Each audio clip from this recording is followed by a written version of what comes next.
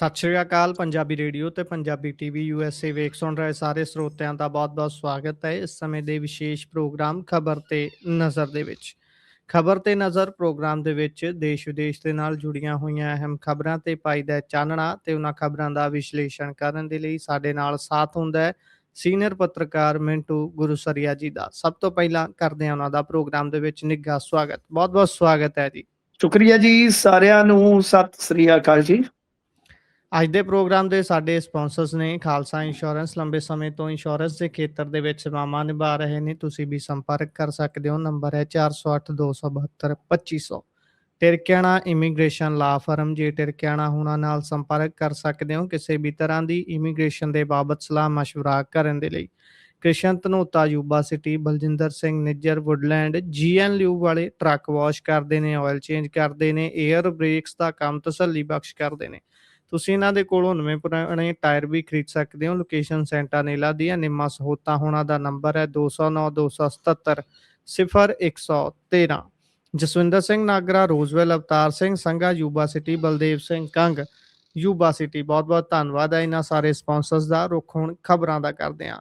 ਖਬਰਾਂ ਵੱਲ ਵਧੀਏ ਤਾਂ ਮਿੰਟੂ ਜੀ, ਸਭ ਤੋਂ ਪਹਿਲਾਂ ਗੱਲ ਰਾਮ ਮੰਦਿਰ ਦੀ ਕਰ ਲੈਂਦੇ ਹਾਂ। ਰਾਮ ਮੰਦਿਰ ਦੇ ਵਿੱਚ ਚੜਾਵੇ ਨੂੰ ਲੈ ਕੇ ਜਿਹੜਾ ਰੌਲਾ ਬੀਤੇ ਦਿਨਾਂ ਤੋਂ ਪਿਆ ਹੋਇਆ ਹੈ, ਉਸਨੇ ਬੀਜੇਪੀ ਦੇ ਅੰਦਰੂਨੀ ਪੋਲਿਟਿਕਸ ਦੇ ਵਿੱਚ ਵੀ ਹਲਚਲ ਮਚਾਈ ਹੋਈ ਹੈ। ਇੱਕ ਧੜਾ ਕਹਿੰਦੇ ਵੀ ਯੋਗੀ ਦਾ ਤੇ ਦੂਸਰਾ ਧੜਾ ਦਿੱਲੀ ਬੈਠੇ ਬੰਦਿਆਂ ਦਾ। ਇਹ ਸਭ ਦੇ ਵਿਚਾਲੇ ਬਣੂਗਾ ਕੀ, ਆਉਣ ਵਾਲੇ ਦਿਨਾਂ 'ਚ ਕਲੀਅਰ ਹੁੰਦੀ ਜਾਪਦੀ ਹੈ ਤਸਵੀਰ। ਪਰ ਗੱਲ ਚੰਪਤ ਰਾਏ ਦੀ ਕਰੀਏ ਤਾਂ ਚੰਪਤ ਰਾਏ ਹੁਣੀ ਕਹਿੰਦੇ ਵੀ ਨੈਤਿਕ ਆਧਾਰ ਹੈ ਸਾਡਾ ਤੇ ਨੈਤਿਕ ਆਧਾਰ ਤੇ ਅਸੀਂ ਦਿੰਨੇ ਆ ਅਸਤੀਫਾ। ਇਹਨਾਂ ਬੰਦਿਆਂ ਦਾ ਨੈਤਿਕ ਆਧਾਰ ਹੈ ਜੇ, ਤਾਂ ਫਿਰ ਸਮਝ ਲਓ ਕਿ ਨੈਤਿਕਤਾ ਤੇ ਸਾਡੇ ਪਿੰਡ ਵਾਲੀ ਜਿਹੜੀ ਪੱਕੀ ਵਾਲੀ ਨਹਿਰ ਹੈ ਉਹਦੇ ਵਿੱਚ ਡੁੱਬ ਕੇ ਮਰ ਗਏ ਜੀ।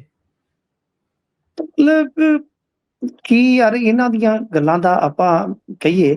ਦੇਖੋ, ਜੇ ਨੈਤਿਕਤਾ ਹੁੰਦੀ, ਪਹਿਲੀ ਗੱਲ ਇਹ ਆ ਗੁਰਪ੍ਰੀਤ ਬਈ, ਤੁਸੀਂ ਸੋਚੋ ਕਿ ਰਾਮ ਦੇ ਨਾਮ ਤੇ ਜੋ ਮੰਦਿਰ ਬਣਿਆ, ਰਾਮ ਦੇ ਨਾਮ ਤੇ ਜੋ ਗਵਰਨਮੈਂਟ ਬਣੀ ਹੈ, ਕੀ ਉਹ ਬੰਦੇ ਅਜਿਹਾ ਕੰਮ ਕਰਦੇ ਜਾਂ ਕੰਮ ਹੋਣ ਦਿੰਦੇ? ਜੀ, ਇਹ ਬੜਾ ਸੋਚਣ ਵਿਚਾਰਨ ਦਾ ਵਿਸ਼ਾ ਹੈ ਨਾ। ਜੀ, ਬਹੁਤ ਸੋਚਣ ਵਿਚਾਰਨ ਦਾ ਵਿਸ਼ਾ ਹੈ ਨੈਤਿਕਤਾ। ਜੇ ਨੈਤਿਕਤਾ ਦੀ ਗੱਲ ਚੰਪਤ ਕਰ ਰਿਹਾ ਹੈ ਨਾ, ਤਾਂ ਸਮਝ ਲਓ ਕਿ ਨੈਤਿਕਤਾ ਦੀ ਖੈਰ ਨਹੀਂ ਸੱਜਣ ਜੀ। ਜਾਵੇ ਸੱਜਣ ਤੇਰੀ ਖੈਰ ਹੋਵੇ।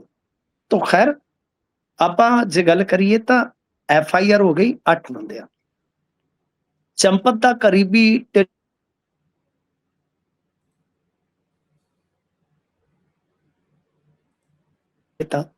ਹੁਣ ਗੱਲ ਇਹ ਆ ਕਿ ਚੰਪਤ ਰਾਏ ਤਾਂ ਨਿਕਲ ਗਿਆ ਇਹਦੇ ਵਿੱਚੋਂ। ਚੰਪਤ ਰਾਏ ਤਾਂ ਇਹਦੇ ਵਿੱਚੋਂ ਨਿਕਲ ਗਿਆ। ਕਿਉਂ? ਕਿਉਂਕਿ ਅਸਤੀਫਾ ਦੇਣਾ, ਦੇਖੋ, ਕੋਈ ਕਹਿੰਦਾ 100 ਕਰੋੜ ਦੀ ਲੁੱਟ, ਕੋਈ 200 ਕਰੋੜ ਦੀ, ਕੋਈ 300 ਕਰੋੜ ਦੀ, ਕੋਈ ਕਿੰਨਾ, ਮੈਨੂੰ ਨਹੀਂ ਪਤਾ ਜੀ। ਨਾ ਹੀ ਮੈਂ ਇਹ ਕਹਿਣਾ ਕਿ ਪ੍ਰਧਾਨ ਮੰਤਰੀ ਦਾ ਦਫ਼ਤਰ ਇਹਦੇ ਚ ਸਿੱਧੇ ਤੌਰ ਤੇ ਸ਼ਾਮਲ ਆ। ਪਰ ਮੇਰਾ ਮੰਨਣਾ ਵਾ ਕਿ ਪ੍ਰਧਾਨ ਮੰਤਰੀ ਦਾ ਅਸਤੀਫਾ ਮੰਗਣ ਦੀ ਜ਼ਰੂਰਤ ਸੀ। ਪ੍ਰਧਾਨ ਮੰਤਰੀ, ਜੇ ਨੈਤਿਕਤਾ ਇਹਨਾਂ ਚ ਹੁੰਦੀ ਸੰਘ ਵਾਲਿਆਂ ਚ ਜਾਂ ਗੁਜਰਾਤ ਲੌਬੀ ਚ, ਤਾਂ ਪ੍ਰਧਾਨ ਮੰਤਰੀ ਅਸਤੀਫਾ ਦਿੰਦੇ। ਕਿਉਂਕਿ ਇਹਦਾ ਟਰਸਟ ਦਾ, ਮੰਦਿਰ ਦੇ ਦੇਖ ਰੇਖ ਦਾ ਸਾਰਾ ਜ਼ਿੰਮਾ ਮੁਤਹਿਦ ਕਿਹਦੇ ਆ? ਸਿੱਧੇ ਤੌਰ ਤੇ ਉਹ ਮੁਤਹਿਦ ਹੈ PMO ਦੇ। ਗੱਲ ਨੂੰ ਸਮਝੋ ਨਾ। ਮੈਂ ਵਾਰ-ਵਾਰ ਕਹਿਣਾ ਹੁੰਦਾ ਕਿ ਇੱਕ ਥੋੜਾ ਜਿਹਾ, ਵੈਸੇ ਤੇ ਕਈ ਸਦੀਆਂ ਦਾ ਵਿਵਾਦ ਆ, ਬਟ ਜੇ ਤੁਸੀਂ ਦੇਖੋ ਕਿ ਬਾਬਰੀ ਮਸਜਿਦ ਢਈ, ਉਸ ਤੋਂ ਬਾਅਦ ਮੁਕੱਦਮਾ ਚੱਲਿਆ, ਸੁਪਰੀਮ ਕੋਰਟ 'ਚ ਆਰਡਰ ਹੁੰਦਾ ਹੈ, ਸੁਪਰੀਮ ਕੋਰਟ ਕਹਿੰਦਾ ਕਿ ਮੰਦਿਰ ਦਾ ਨਿਰਮਾਣ ਹੋਏਗਾ, ਉਹਦੇ ਵਾਸਤੇ ਤੁਸੀਂ ਇੱਕ ਟਰਸਟ ਦਾ ਗਠਨ ਕਰੋ। ਉਹ ਟਰਸਟ ਕੌਣ ਬਣਾ ਰਿਹਾ? ਪ੍ਰਧਾਨ ਮੰਤਰੀ ਦਫ਼ਤਰ ਜੀ। ਤਾਂ ਸਿੱਧੇ ਤੌਰ ਤੇ, ਅੱਛਾ, ਇਹਦੇ ਵਿੱਚ ਤੁਸੀਂ ਐਤਕੀ ਗੋਦੀ ਮੀਡੀਆ ਦੀ ਇੱਕ ਨਵੀਂ ਚਲਾਕੀ ਸ਼ਾਇਦ ਨੋਟ ਕੀਤੀ ਹੈ ਜਾਂ ਨਹੀਂ ਕੀਤੀ, ਪਰ ਮੈਂ ਜੋ ਦੇਖਿਆ ਹੈ ਕਿ ਉਹ ਐਤਕੀ ਬੜੀ ਚਲਾਕੀ ਨਾਲ ਕਹਿ ਰਿਹਾ ਜੀ, ਹਾਂਜੀ ਰਾਮ ਦੇ ਨਾਮ ਤੇ ਐਸਾ ਹੋ ਗਿਆ। ਐਂਕਰ ਤੇ ਐਂਕਰ ਨਹੀਂ ਆ ਜਿਹੜਾ ਲਸ਼ਕਰੇ ਨੋਏ ਦਾ, ਪਰ ਉਹਨਾਂ ਦੇ ਵਿੱਚੋਂ ਕਿਸੇ ਵੀ ਗੈਰਤਮੰਦ ਨੇ ਪ੍ਰਧਾਨ ਮੰਤਰੀ ਨੂੰ ਜ਼ਿੰਮੇਵਾਰ ਨਹੀਂ ਠਹਿਰਾਇਆ ਕਿ ਆਪ ਜੀ ਦੀ ਜ਼ਿੰਮੇਵਾਰੀ ਹੈ, ਤੇ ਐਡਾ ਵੱਡਾ ਕਾਂਡ ਹੋ ਗਿਆ। ਅੱਛਾ, ਚੰਪਤ ਦੀ ਨੈਤਿਕਤਾ ਨੂੰ ਮੈਂ ਚੈਲੰਜ ਕਰਦਾ ਹਾਂ ਕਿ ਜਦੋਂ ਅੱਜ ਤੋਂ ਕਈ ਸਾਲ ਪਹਿਲਾਂ ਦਾ ਵਾਇਰ ਨੇ ਸਟੋਰੀ ਕੱਢੀ ਸੀ ਕਿ ਜ਼ਮੀਨਾਂ ਜੀ ਦੇ ਮਾਮਲੇ 'ਚ ਘਪਲਾ ਹੋ ਗਿਆ, ਈਵਨ ਦੈਟ ਅਡਾਨੀ ਦਾ ਨਾਮ ਆਇਆ ਸੀ। ਤੇਰੀ ਨੈਤਿਕਤਾ ਜੇ ਮਾੜੀ ਮੋਟੀ ਸਹਿਕਦੀ ਹੁੰਦੀ, ਮਰ ਨਾ ਗਈ ਹੁੰਦੀ, ਜੀ ਉਹ ਉਦੇ ਹੀ ਤੂੰ ਆਪਦੀ ਲੂੰਗੀ ਲਪੇਟ ਕੇ ਨਿਕਲ ਜਾਂਦਾ। ਤੈਨੂੰ ਤੇ ਹੁਣ ਇਸ ਸ਼ਰਤ ਤੇ ਆਰਐਸਐਸ ਨੇ ਬਚਾਇਆ ਕਿ ਜੇ ਚੰਪਤ ਰਗੜਿਆ ਗਿਆ ਤਾਂ ਪਤਾ ਨਹੀਂ ਗਾ ਕਿਹੜਾ ਸੰਪਤ ਕਿਹੜਾ ਹੋਰ ਰਗੜਿਆ ਜਾਵੇ। ਇਸ ਸ਼ਰਤ ਤੇ ਆਰਐਸਐਸ ਨੇ ਇਸ ਨੂੰ ਬਚਾ ਲਿਆ। ਜੇ ਆਰਐਸਐਸ ਦੀ ਇੱਕ ਮਜ਼ਬੂਤ ਲੌਬੀ ਚੰਪਤ ਨੂੰ ਬੈਕ ਨਾ ਕਰਦੀ ਤਾਂ ਚੰਪਤ ਜੇਲ੍ਹ ਦੀ ਦਰੀ ਤੇ ਪਿਆ ਹੁੰਦਾ, ਮੱਛਰਾਂ ਦੇ ਨਾਲ ਕੌਡੀ ਕੌਡੀ ਕਰਦਾ। ਜੀ ਤਾਂ ਇਹ ਤਾਂ ਇਹਨੂੰ ਬਚਾਇਆ ਗਿਆ ਹੈ। ਇਹ ਤਾਂ ਸਿੱਧੇ ਰੂਪ ਦੇ ਵਿੱਚ ਹੋਰ ਲੋਕਾਂ ਇਸ ਟਰਸਟ ਦੇ ਵਿੱਚ ਤੁਸੀਂ ਦੇਖੋ ਨਾ, ਇਹ ਵੈਸੇ ਮੈਂ ਵਾਰ-ਵਾਰ ਕਹਿੰਦਾ ਹੁੰਦਾ ਕਿ ਇਹਦੇ ਤੇ ਮੇਰਾ ਮੰਨਣਾ ਹੈ ਕਿ 25-30 ਮਿੰਟ ਦਾ ਇੱਕ ਸ਼ੋਅ ਹੋਏਗਾ ਜੇ ਆਪਾਂ ਬਾਰੀਕੀ ਦੇ ਨਾਲ ਸਾਰਾ ਕੁਝ ਸਮਝਣਾ ਹੋਵੇ। ਬਟ ਜੀ ਗੱਲ ਇਹ ਆ ਨਾ ਕਿ ਇਸ ਟਰਸਟ ਦੇ ਵਿੱਚ ਜਾਂ ਜਿਹੜਾ ਚੜਾਵਾ ਸੀ ਉਹਨੂੰ ਸਾਂਭਣ ਸੰਭਾਉਣ ਦੇ ਮਾਮਲੇ ਦੇ ਵਿੱਚ ਮਹੱਤਵਪੂਰਨ ਭੂਮਿਕਾਵਾਂ 'ਚ ਆਰਐਸਐਸ ਦੇ ਹੀ ਬੰਦੇ ਸਨ। ਜੀ ਗੋਪਾਲ ਰਾਓ ਦਾ ਤਾਂ ਭਤੀਜਾ ਸ਼ਰੇਆਮ ਦੱਸਦੇ ਆ ਕਿ ਬੋਰੀਆਂ ਭਰ ਕੇ ਯੁੱਧਿਆ 'ਚੋਂ ਟ੍ਰੇਨ ਚੜ੍ਹਦਾ ਰਿਹਾ ਤੇ ਆਉਂਦੀ ਵਾਰ ਬਾਹਰ ਆਉਂਦਾ ਰਿਹਾ ਖਾਲੀ ਹੱਥ। ਉਹਨਾਂ ਬੋਰਿਆਂ 'ਚ ਜੀ ਸਰੋਂ ਤੇ ਨਹੀਂ ਹੋ ਸਕਦੀ, ਤਾਰਾ ਮੀਰਾ ਤੇ ਨਹੀਂ ਹੋ ਸਕਦਾ। ਇਸ ਵਾਸਤੇ ਇਹ ਤਾਂ ਆਰਐਸਐਸ ਨੇ ਚੰਪਤ ਨੂੰ ਬਚਾਇਆ ਹੈ ਤੇ ਮੇਰਾ ਮੰਨਣਾ ਹੈ ਕਿ ਚੰਪਤ ਤੇ ਗੱਲ ਆ ਕੇ ਜਿਹੜਾ ਪ੍ਰਧਾਨ ਮੰਤਰੀ ਨੂੰ ਬਾਈਪਾਸ ਕੀਤਾ ਜਾ ਰਿਹਾ ਹੈ, ਇੱਕ ਐਸਕੇਪ ਰੂਟ ਦਿੱਤਾ ਜਾ ਰਿਹਾ ਹੈ, ਇਹ ਮੀਡੀਆ ਦੀ ਇੱਕ ਹੋਰ ਬਹੁਤ ਹੀ ਮੈਂ ਕਹਾਂਗਾ ਕਿ ਬਦਤਰੀਨ ਮਿਸਾਲ ਹੈ ਇੰਡੀਆ ਦੇ ਮੀਡੀਆ ਦੀ। ਜੀ ਇਸ ਤੋਂ ਅੱਗੇ ਜੇਕਰ ਆਪਾਂ ਵਧੀਏ ਤਾਂ ਉਧਰ ਮਾਸਕ ਨੂੰ ਲੈ ਕੇ ਉਲਝੀ ਹੋਈ ਹੈ ਹੁਣ ਕਥਿਤ ਵੀਡੀਓ ਵਾਲੀ ਸਾਰੀ ਕਹਾਣੀ। ਇਹ ਮਾਸਕ ਵਾਲਾ ਹੁਣ ਤੁਸੀਂ ਵੈਸੇ ਕੱਲ ਵੀ ਥੋੜਾ ਜਿਹਾ ਚਾਨਣਾ ਪਾਇਆ ਸੀ, ਪਰ ਇਹ ਜਿੱਥੇ ਕਿ ਜਾ ਕੇ ਕੰਮ ਉਲਝ ਗਿਆ। ਹੁਣ ਇਸ ਦੀ ਜਾਂਚ ਕਿੱਥੋਂ ਕਰਾਉਣਗੇ, ਕੌਣ ਕਰੂ ਇਸ ਦੀ ਜਾਂਚ? ਹਾਂਜੀ, ਆ ਅਮਰੀਕਾ ਵਾਲਿਆਂ ਕੋਲ ਮਸਕ ਹੈ ਤੇ ਸਾਡੇ ਕੋਲ ਮਾਸਕ ਹੈ, ਇੰਨਾ ਕੁ ਫਰਕ ਹੈ ਬਸ ਤਰੱਕੀਆਂ ਦਾ। ਉਹ ਵੇਖ ਲਓ ਟੈਸਲਾ ਤੋਂ ਲੈ ਕੇ ਕੀ ਕੁਝ ਬਣਾਉਂਦਾ ਹੈ, ਅਸੀਂ ਮਾਸਕ ਬਣਾਉਂਦੇ ਆ। ਵਾਹ, ਇਹ ਹੈ ਫਰਕ ਮਸਕ ਤੇ ਮਾਸਕ ਦਾ। ਗੱਲ ਇਹ ਆ ਕਿ ਅਸਲ ਦੇ ਵਿੱਚ ਤੁਹਾਨੂੰ ਪਤਾ ਜਗਮਨ ਸਮਰਾ ਨੇ 2 ਵੀਡੀਓ ਬੈਕ ਟੂ ਬੈਕ ਪਾਈਆਂ। ਦੇਖੋ ਜਗਮਨ ਸਮਰਾ ਦੇ ਮੈਂ ਕਿਸੇ ਵੀ ਹੋਰ ਕਲੇਮ ਨੂੰ ਕੋਈ ਪੁਸ਼ਟੀ ਨਹੀਂ ਦੇ ਸਕਦਾ, ਇੱਥੋਂ ਤੱਕ ਕਿ ਜਗਮਨ ਸਮਰਾ ਦੇ ਨਾਲ ਪਹਿਲੀਆਂ 'ਚ ਗੱਲਬਾਤ ਕਰਨ ਵਾਲਿਆਂ 'ਚੋਂ ਮੈਂ ਸਾਂ। ਜਦੋਂ ਇਸਨੇ ਨਰਿੰਦਰ ਸਿੰਘ ਤੋਮਰ ਤੇ ਦੋਸ਼ ਲਾਇਆ ਸੀਗਾ ਤਾਂ ਮੇਰੀ ਲੰਮੀ ਚੌੜੀ ਗੁਫ਼ਤਗੂ ਜਗਮਨ ਸਮਰਾ ਦੇ ਨਾਲ ਹੋਈ ਸੀ, ਕਿਉਂਕਿ ਸਭ ਤੋਂ ਪਹਿਲੀਆਂ 'ਚ ਮੈਨੂੰ ਪਤਾ ਲੱਗਾ ਸੀਗਾ ਕਿ ਇਹ ਬੰਦਾ ਜੇਲ੍ਹ 'ਚੋਂ ਭਗੌੜਾ ਹੈ ਜੀ ਤੇ ਜਗਮਨ ਸਮਰਾ ਨੇ ਬੜੀ ਇਮਾਨਦਾਰੀ ਨਾਲ ਮੈਨੂੰ ਆਪਣਾ ਬੈਕਗ੍ਰਾਉਂਡ ਫਿਰ ਜੇਲ੍ਹ 'ਚੋਂ ਭੱਜਣ ਦਾ ਸਾਰਾ ਐਪੀਸੋਡ ਸੁਣਾਇਆ ਸੀ। ਬਹੁਤ ਗੱਲਾਂ ਹੋਰ ਕੀਤੀਆਂ ਉਸਨੇ ਮੇਰੇ ਨਾਲ। ਇਹ ਹੈ ਕਿ ਮੈਂ ਰਿਕਾਰਡਿੰਗ ਵਗੈਰਾ ਨਹੀਂ ਕਰਦਾ, ਮੈਂ ਸਿਰਫ ਆਪਦੀ ਖਬਰ ਵਾਸਤੇ ਆਪਦੀ ਸਟੋਰੀ ਵਾਸਤੇ ਵਰਜ਼ਨ ਲੈਣਾ। ਜੇ ਕੋਈ ਅਲਾਉ ਕਰੇ ਮੈਂ ਉਸਦਾ ਨਾਮ ਲੈ ਦਿੰਦਾ, ਇਹ ਮੇਰੀ ਆਦਤ ਹੈ ਸ਼ੁਰੂ ਤੋਂ।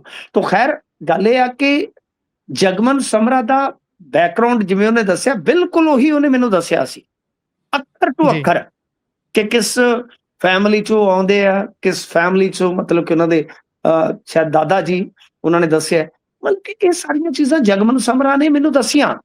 ਅੱਜ ਫਿਰ ਉਸੇ ਵੀਡੀਓ 'ਚ ਚਲੋ ਹੋਰ ਕੁਝ ਕਲੇਮ ਨੇ ਕਿ ਪੀਪੀਪੀ ਵੇਲੇ ਸ਼ੁਰੂਆਤ ਇਹਨਾਂ ਸਾਥੋਂ ਕੀਤੀ, ਸਾਡੇ ਪਿੰਡ ਗਏ, ਪੈਸੇ ਧੇਲੇ ਤੋਂ ਹੀ ਵਿਗਾੜ ਪਿਆ, ਮੇਰੇ ਨਾਲ ਔਖਾ ਭਾਰਾ ਇਹ ਹੋ ਗਿਆ ਸੀਗਾ ਕਿਉਂਕਿ ਇਹਨੂੰ ਲੱਗਦਾ ਸੀ ਕਿ ਵੱਡਾ ਬਣ ਗਿਆ, ਇਸੇ ਕਰਕੇ ਸਾਡੇ 'ਚ ਵਿਗਾੜ ਪਿਆ। 2 ਗੱਲਾਂ ਇਸ ਸਾਰੀਆਂ ਗੱਲਾਂ ਦੇ ਵਿੱਚੋਂ ਅਹਿਮ ਨੇ। ਸਾਨੂੰ ਇੱਧਰ ਉੱਧਰ ਯਾਨੀ ਆਪਾਂ ਕਿਸੇ ਕਲੇਮ ਦੀ ਪੁਸ਼ਟੀ ਨਹੀਂ ਕਰ ਸਕਦੇ। ਤਾਂ 2 ਗੱਲਾਂ ਅਹਿਮ ਨੇ। ਨੰਬਰ 1, ਜਗਮਨ ਸਮਰਾ ਨੇ ਇੱਕ ਤਰਕ ਦਿੱਤਾ ਹੈ ਕਿ ਜੇ ਮਾਸਕ ਦਾ ਐਂਗਲ ਹੈ ਤਾਂ ਮੈਂ ਵੀ ਰਿਪੋਰਟ ਜਨਤਕ ਕੀਤੀ ਆ ਵੀਡੀਓ ਸੰਬੰਧੀ। 2 ਰਿਪੋਰਟਾਂ ਜਥੇਦਾਰ ਜੀ ਨੇ ਜਨਤਕ ਕੀਤੀਆਂ, ਇੱਕ ਤੁਸੀਂ ਜਾਲੀ ਸ਼ਾਲੀ ਜਿਹੜੀ ਵੀ ਬਣਾਈ ਆ ਕਿਸੇ ਦੇ ਵਿੱਚ ਮਾਸਕ ਵਾਲਾ ਐਂਗਲ ਆਇਆ ਜੀ। ਇਹ ਬੜਾ ਤਾਰਕਿਕ ਕਾਟ ਦਾ ਰੂਪ ਹੈ ਗੁਰਪ੍ਰੀਤ ਜੇ ਦੇਖੀਏ। ਬਿਲਕੁਲ ਕਿ ਮੈਂ ਇਹ ਵੀਡੀਓ ਨਾ ਸ਼ੂਟ ਕੀਤਾ, ਨਾ ਲੈਣਾ ਨਾ ਦੇਣਾ। ਅਸਲ 'ਚ ਇਹ ਵੀਡੀਓ ਸਵਾਤੀ ਮਾਲੀਵਾਲ ਨੇ ਦਿੱਤਾ। ਆ ਬੜਾ ਤਕੜਾ ਉਹਨੇ ਪੁਆਇੰਟ ਅੱਜ ਦੇ ਦਿੱਤਾ। ਜੀ ਸਵਾਤੀ ਮਾਲੀਵਾਲ, ਮੈਂ ਕੋਸ਼ਿਸ਼ ਕੀਤੀ ਸਵਾਤੀ ਮਾਲੀਵਾਲ ਜੀ ਦਾ ਕੋਈ ਨੰਬਰ, ਪ੍ਰਾਈਵੇਟ ਨੰਬਰ ਮਿਲ ਜਾਵੇ ਤੇ ਮੈਂ ਉਹਨਾਂ ਦੇ ਨਾਲ ਗੱਲਬਾਤ ਕਰ ਸਕਾਂ ਕਿ ਮੈਂ ਆਪਣੀ ਆਡੀਅנס ਨੂੰ, ਪੰਜਾਬੀ ਰੇਡੀਓ US ਦੀ ਆਡੀਅנס ਨੂੰ ਸਵਾਤੀ ਮਾਲੀਵਾਲ ਦਾ ਵਰਜ਼ਨ ਲੈ ਕੇ ਦੇਵਾਂ, ਪਰ ਮੈਂ ਇਹਦੇ 'ਚ ਅਸਫਲ ਰਿਹਾ ਕਿਉਂਕਿ ਮੈਨੂੰ ਤਮਾਮ ਕੋਸ਼ਿਸ਼ਾਂ ਦੇ ਬਾਵਜੂਦ ਉਹਨਾਂ ਦਾ ਨਿੱਜੀ ਨੰਬਰ ਨਹੀਂ ਮਿਲਿਆ। ਪਰ ਜੀ ਇਹ ਬਹੁਤ ਇੱਕ ਨਵਾਂ ਐਂਗਲ ਆ ਗਿਆ। ਅੱਜ ਤੱਕ ਜਗਮਨ ਸਮਰਾ ਨੇ ਮੇਰੇ ਖਿਆਲ ਦੇ ਨਾਲ ਗੁਰਪ੍ਰੀਤ ਅਜਿਹਾ ਕਿਤੇ ਵੀ ਸਟੇਟਮੈਂਟ ਨਹੀਂ ਦਿੱਤਾ ਕੋਈ। ਦਿਲਚਸਪ ਹੈ। ਹੁਣ ਜੀ ਅੱਗੇ ਆ ਜਾਓ, ਇਹਦੇ ਵਿੱਚ ਇੱਕ ਗੱਲ ਹੋਰ ਰਹਿ ਗਈ। ਚਲੋ 2 ਗੱਲਾਂ ਮੇਨ ਹੋ ਗਈਆਂ, ਪਰ ਇਸੇ ਗੱਲ ਦੇ ਨਾਲ ਇੱਕ ਗੱਲ ਹੋਰ ਜੋੜ ਸਕਦੇ ਆ।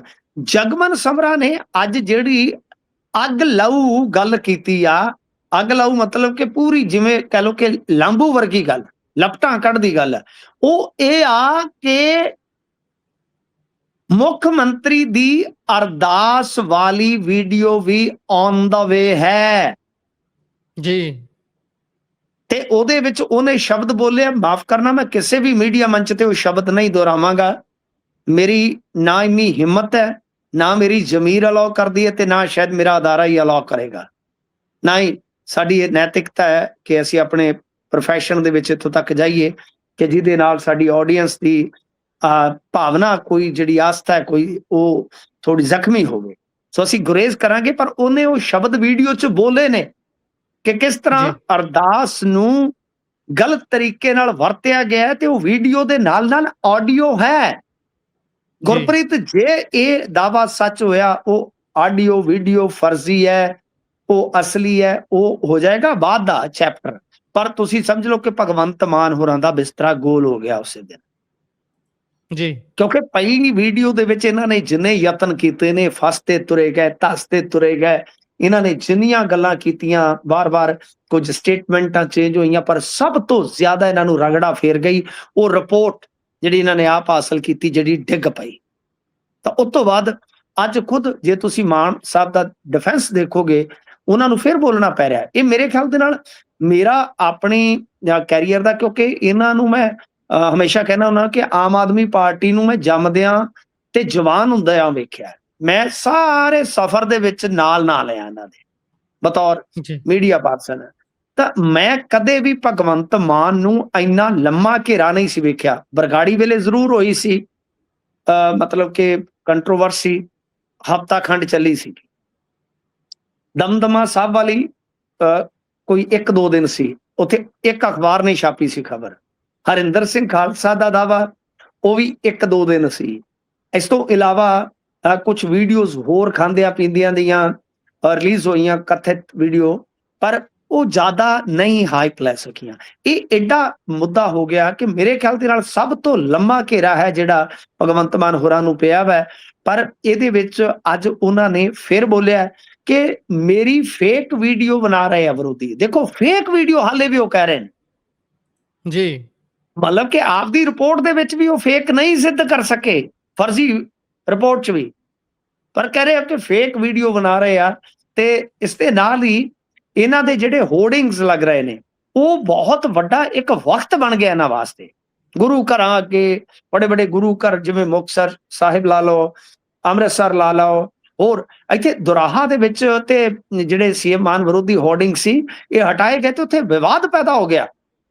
ਕਈ ਥਾਈਂ ਇਹਨਾਂ ਦੇ ਭਵੱਕੜ ਦੇਖੋ ਲਾ ਰਹੇ ਨੇ, ਹੋਰਡਿੰਗਸ ਲਾ ਰਹੇ ਨੇ।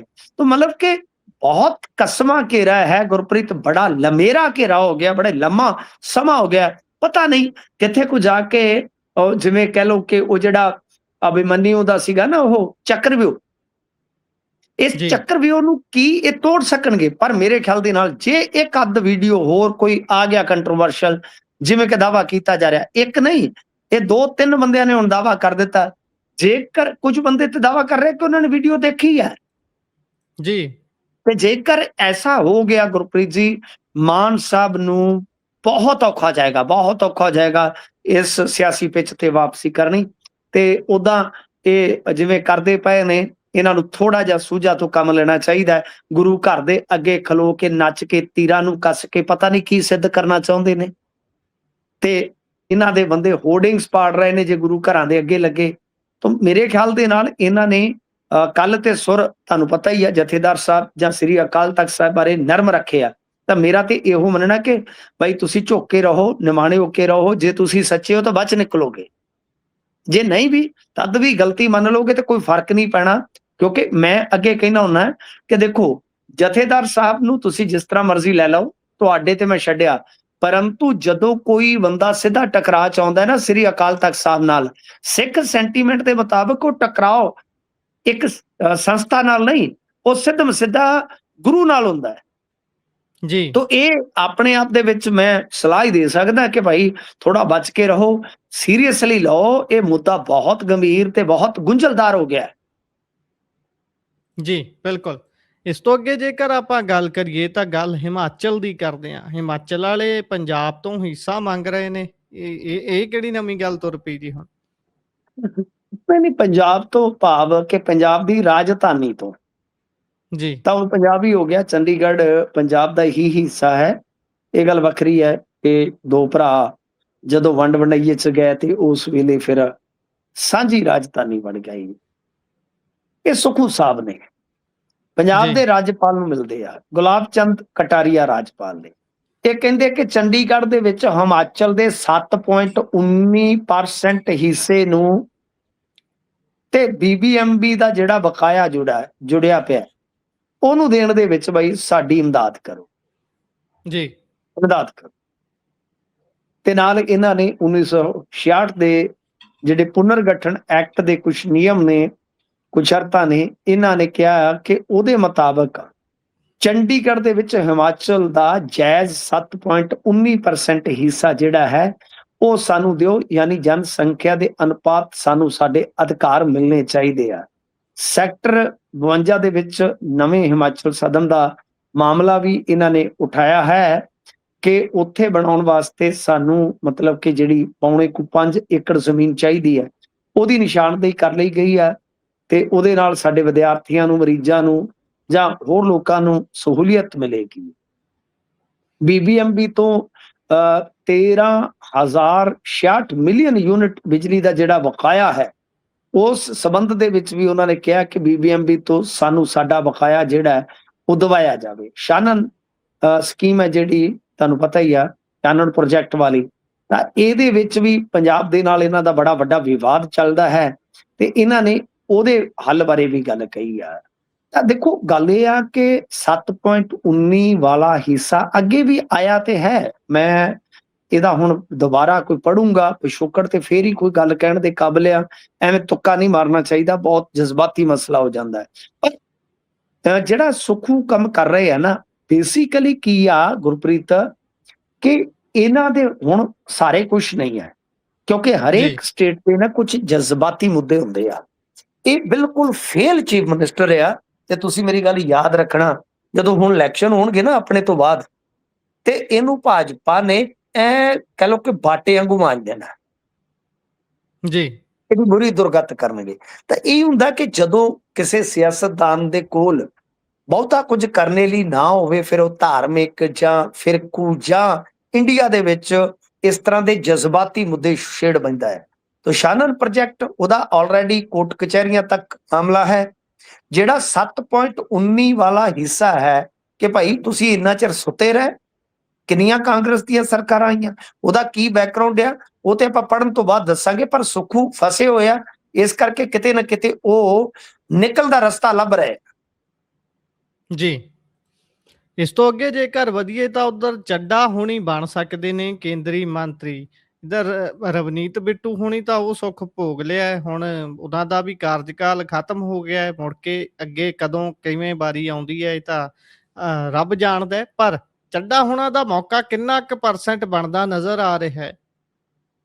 ਤੁਸੀਂ ਕਿਹਾ ਕਿ ਵਾਰੀ ਬਾਰੇ ਤੇ ਰੱਬ ਹੀ ਜਾਣਦਾ ਹੈ, ਤੇ ਇੱਕ ਮਨਮੋਹਨ ਵਾਰਸ ਨੇ ਆਖਿਆ ਸੀਗਾ ਕਿ ਕਿਸ ਭਾ ਪੈਣੀ ਯਾਰੀ, ਹੁਣ ਰੱਬ ਹੀ ਜਾਣਦਾ। ਰੱਬ ਹੀ ਜਾਣਦਾ ਜੀ। ਗੱਲ ਇਹ ਆ ਕਿ ਵਾਰੀ ਬਾਰੇ ਵੀ ਹੁਣ ਰੱਬ ਹੀ ਜਾਣਦਾ ਹੈ। ਦੇਖੋ, ਗੱਲ ਇਹ ਆ ਕਿ ਭਾਜਪਾ ਦਾ ਇੱਕ ਦਸਤੂਰ ਹੈ, ਮੈਂ ਅਕਸਰ ਕਹਿੰਦਾ ਹੁੰਦਾ ਕਿ ਭਾਜਪਾ ਪੁੱਠੇ ਕੰਮ ਕਰਕੇ ਆਉਣ ਵਾਲੇ ਬੰਦਿਆਂ ਦੇ ਬੜੇ ਮਾਨ ਸਨਮਾਨ ਕਰਦੀ ਹੈ। ਪੁੱਠੇ ਕੰਮ ਮਤਲਬ ਕਿ ਉਹਨਾਂ ਵਾਸਤੇ ਸਿੱਧੇ। ਜੀ, ਕੋਈ ਪਾਰਟੀ ਤੋੜੇ ਸ਼ਿੰਦੇ ਵਰਗਾ ਤਾਂ ਮੁੱਖ ਮੰਤਰੀ ਵੀ ਬਣਾ ਦਿੰਦੇ ਆ, ਕੋਈ ਪਾਰਟੀ ਤੋੜੇ ਅਜੀਤ ਪਵਾਰ ਵਰਗਾ ਤਾਂ ਉਹ ਡਿਪਟੀ ਵੀ ਲਾ ਦਿੰਦੇ ਆ, ਕੋਈ ਕਾਂਗਰਸ ਨਾਲ ਗਦਾਰੀ ਕਰਕੇ ਆਵੇ ਤਾਂ ਉਹ ਚੀਫ ਮਿਨਿਸਟਰ ਵੀ ਲਾ ਦਿੰਦੇ ਬਿਸਵਾ ਸਰਮਾ ਵਰਗਾ। ਮਤਲਬ ਕਿ ਇਹਨਾਂ ਦੇ ਕੋਲ ਇਨਾਮਾਤ ਦੇਣ ਦੀ, ਜਿਵੇਂ ਪੁਰਾਣੇ ਜ਼ਮਾਨੇ ਚ ਰਾਜੇ ਮਹਾਰਾਜੇ ਕਰਿਆ ਕਰਦੇ ਸੀਗੇ ਕਿ ਕਿਸੇ ਰਾਜ ਦੇ ਗੱਦਾਰ ਨੂੰ ਪੱਟ ਕੇ ਸੂਹ ਲੈਣ ਲਈ ਫਿਰ ਉਹਨੂੰ ਮੋਹਰਾਂ ਨਾਲ ਸਨਮਾਨਿਤ ਕਰਿਆ ਕਰਦੇ ਸੀ। ਇਹ ਦਸਤੂਰ ਹੈ ਭਾਜਪਾ ਦਾ। ਜੀ। ਤਾਂ ਹੁਣ ਇਹਨਾਂ ਨੇ ਮੇਰੇ ਖਿਆਲ ਦੇ ਨਾਲ ਰਾਘਵ ਚੱਡਾ ਨੂੰ ਚੁਣਿਆ ਕਿ ਚੱਡਾ ਸਾਹਿਬ ਚੰਗਾ ਰੋਲ ਅਦਾ ਕੀਤਾ ਤੁਸੀਂ, ਕਿਉਂਕਿ ਚੱਡਾ ਸਾਹਿਬ ਤੇ ਇਹਨਾਂ ਦਾ ਸਾਰਾ ਸਮਾਨ ਹੀ ਲੱਦ ਕੇ ਲੈ ਗਏ ਨਾ ਗੱਡੇ ਤੇ। ਬਿਲਕੁਲ। ਇਹ ਤੇ ਮਤਲਬ ਕਿ ਵਹਿੰਦੇ ਹੀ ਰਹਿ ਗਏ। ਉਹ ਜਿਵੇਂ ਕਹਿੰਦਾ ਨਾ ਗਵਈਆ, ਕੰਡੇ ਰਾਖੀ ਕਰਦੇ ਰਹਿ ਗਏ ਤੇ ਭੌਰ ਨਜ਼ਾਰਾ ਲੈ ਗਏ। ਇਹ ਤੇ ਸਾਰਾ ਕੁਝ ਚੱਡਾ ਹੋਰੀ ਲੈ ਗਏ। ਤੇ ਹੁਣ ਚੱਡੇ ਹੋਰਾਂ ਨੇ ਜਿਹੜਾ ਐਡਾ ਵੱਡਾ ਰੋਲ ਅਦਾ ਕੀਤਾ ਹੈ, ਤਾਂ ਉਹਦੇ ਬਦਲੇ ਹੋ ਸਕਦਾ ਉਹਨਾਂ ਨੂੰ ਵਜ਼ਾਰਤ ਦੇ ਵਿੱਚ ਬਈ ਮੌਕਾ ਮਿਲ ਜਾਵੇ ਤੇ ਪੰਜਾਬ ਨੂੰ ਨੁਮਾਇੰਦਗੀ ਮਿਲ ਜਾਵੇ। ਕਿਉਂਕਿ ਦੇਖੋ, ਆਪਾਂ ਬਹੁਤ ਲੰਮੇ ਸਮੇਂ ਤੋਂ ਕਹਿ ਰਹੇ ਸਾਂ ਕਿ ਇੱਕ ਨੁਮਾਇੰਦਾ ਹੋ ਸਕਦਾ ਵਜ਼ਾਰਤ ਦੇ ਵਿੱਚ। ਜਾਖੜ ਸਾਹਿਬ ਦਾ ਨਾਮ ਆਇਆ ਸੀ, ਪਰ ਜਾਖੜ ਸਾਹਿਬ ਮੇਰੇ ਖਿਆਲ ਦੇ ਨਾਲ ਹਾਲ ਫਿਲਹਾਲ ਉਹਨਾਂ ਦਾ ਨੰਬਰ ਪਿੱਛੇ ਹੈ। ਤਰੁਣ ਚੁੱਗ ਤੇ ਚੱਡਾ, ਇਹਨਾਂ ਦੋਨਾਂ ਦੇ ਵਿੱਚੋਂ ਇੱਕ ਦੀ ਕਿਤੇ ਨਾ ਕਿਤੇ ਵਾਰੀ ਆ ਸਕਦੀ ਹੈ। ਬਾਕੀ ਗੁਜਰਾਤ ਲੌਬੀ ਕੀ ਸੋਚਦੀ ਹੈ, ਇਹ ਤੇ ਖਬਰਾਂ ਚੱਲੀਆਂ ਨੇ ਅੱਜ, ਤੇ ਖਬਰਾਂ ਕਈ ਵਾਰ ਪਲਾਂਟਡ ਵੀ ਹੁੰਦੀਆਂ, ਇਹਦੇ ਚ ਕੋਈ ਸ਼ੱਕ ਨਹੀਂ, ਕੋਈ ਦੋ ਰਾਏ ਨਹੀਂ। ਪਰ ਇਹ ਹੋ ਸਕਦਾ, ਉਹਦੀ ਸੰਭਾਵਨਾ ਇਉਂ ਆ ਕਿ ਇੱਕ ਤੇ ਪੰਜਾਬ ਤੋਂ ਆ ਜਾਣਗੇ ਰਾਘਵ ਚੱਡਾ, ਪੰਜਾਬ ਦੇ ਕੋਟੇ ਤੋਂ। ਸੈਕੰਡ ਥਿੰਗ ਇਹ ਆ ਕਿ ਫਿਰ ਇਹ ਪੰਜਾਬ ਦੇ ਵਿੱਚ ਖੁੱਲ ਕੇ ਵਿਚਰ ਸਕਣਗੇ, ਤੇ ਇਹ ਤੇ ਪਾਠਕ ਇਹਨਾਂ ਦਾ ਜਿੱਦਾਂ ਕਹਿ ਲਈਏ ਕਿ ਧਰਮਵੀਰ ਵਾਲਾ ਹਿਸਾਬ ਕਿਤਾਬ ਆ, ਧਰਮਵੀਰ ਕੀ ਜੋੜੀ। ਬਈ ਇਹਨਾਂ ਦੇ ਕੋਲ ਬਹੁਤ ਵੱਡਾ ਡਾਟਾਬੇਸ ਆ, ਇਹਨਾਂ ਦੇ ਕੋਲ ਬਹੁਤ ਸਾਰੇ ਲੋਕ ਸਲੀਪਰ ਸੈੱਲ ਹੈ। ਐਵੇਂ ਥੋੜੀ ਸ਼ਾਹ ਸਾਹਿਬ ਨੇ ਮੀਟਿੰਗ ਚ ਕਿਹਾ ਸੀਗਾ ਕਿ ਇਹਨਾਂ ਦੀ ਪਾਰਟੀ ਤੇ 1 ਮਿੰਟ ਚ ਦੇੜ ਦੂੰ ਮੈਂ, ਜਿਵੇਂ ਪਜਾਮਾ ਦੇੜੀ ਦਾ ਸੀਨ ਤੋਂ ਫੜ ਕੇ। ਜੀ।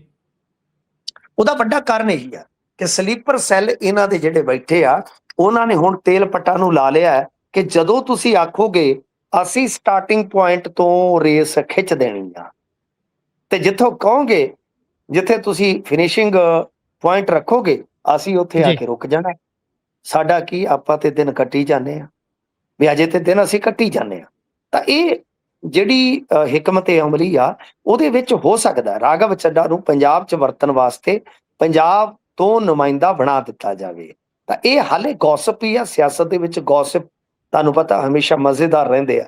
ਅੱਜ ਖਬਰ ਚੱਲੀ ਆ, ਅਸੀਂ ਵੀ ਕਰ ਰਹੇ ਹਾਂ, ਪਰ ਜੇ ਇਹਨਾਂ ਨੂੰ ਬਣਾਇਆ ਜਾਂਦਾ ਤਾਂ ਉਹਦੇ ਪਿੱਛੇ ਕਾਰਨ ਇਹੀ ਹੋਣਗੇ। ਉੱਦਾਂ ਮਿੱਤਲ ਸਾਹਿਬ ਦਾ ਵੀ ਨਾਂ ਗੂੰਜਦਾ, ਜਲੰਧਰ ਵਾਲੇ ਮਿੱਤਲ ਸਾਹਿਬ ਦਾ, ਕਿ ਉਹ ਵੀ ਨਿਕਲ ਸਕਦੇ ਨੇ, ਉਹਨਾਂ ਦੀ ਵੀ ਲਾਟਰੀ ਹੋ ਸਕਦਾ ਕਿ ਆ ਜਾਵੇ। ਪਰ ਮੇਰੇ ਖਿਆਲ ਦੇ ਨਾਲ ਇਹ ਦੋ ਚਿਹਰੇ ਮਜ਼ਬੂਤ ਨੇ, ਤੇ ਦੋਨਾਂ ਦੇ ਵਿੱਚੋਂ ਜੇ ਮੈਂ ਵੇਖਾਂ ਤੇ ਫਿਰ ਜੇ ਇਹਨਾਂ ਨੇ ਇਧਰੋਂ ਕੋਈ ਬਣਾਉਣਾ ਤਾਂ ਰਾਘਵ ਚੱਡਾ ਉਹਦੇ ਚ ਪ੍ਰਮੁੱਖ ਹੋ ਸਕਦੇ ਨੇ। ਜੀ, ਪਰ ਸ਼ਾਇਦ ਰਾਘਵ ਚੱਡਾ ਹੋਣਾ ਨੂੰ ਪਤਾ ਨਹੀਂ ਕਿਹੜਾ ਸੱਪ ਸੁੰਘ ਗਿਆ, ਹੁਣ ਘੱਟ ਬੋਲਦੇ ਨੇ, ਨਹੀਂ ਤਾਂ ਹਰੇਕ ਮੁੱਦੇ ਤੇ ਰੀਲ ਪਾਉਣਾ ਉਹਨਾਂ ਦੀ ਫਿਤਰਤ ਦੇ ਵਿੱਚ ਸ਼ਾਮਲ ਹੋ ਗਿਆ ਸੀ। ਤੇ ਲੋਕ ਗੱਲਾਂ ਕਰਦੇ ਸੀ ਵੀ ਲੋਕ ਮੁੱਦੇ ਵੀ ਬਹੁਤ ਵਧੀਆ ਚੱਕੇ ਉਹਨਾਂ ਨੇ, ਆਖੇ ਗਿਗ ਵਰਕਰਸ ਦਾ ਮੁੱਦਾ, 에ਅਰਪੋਰਟ ਦੇ ਉੱਪਰ ਵੱਧ ਰਹੇ ਰੇਟਾਂ ਦਾ, ਉਹ ਤਾਂ ਚਲੋ ਕੋਈ ਚੰਗੀਆਂ ਗੱਲਾਂ ਵੀ ਸੀ, ਪਰ ਸੰਸਦ ਚ ਚੁੱਕੇ ਸੀਗੇ ਗੁਰਪ੍ਰੀਤ ਜੀ, ਉਹ ਸੰਸਦ ਚ ਉਦੋਂ ਚੁੱਕੇ ਸੀ ਜਦੋਂ ਉਹ ਆਪ ਹਾਲੇ ਨਹੀਂ ਸੀ ਚੁੱਕੇ ਗਏ।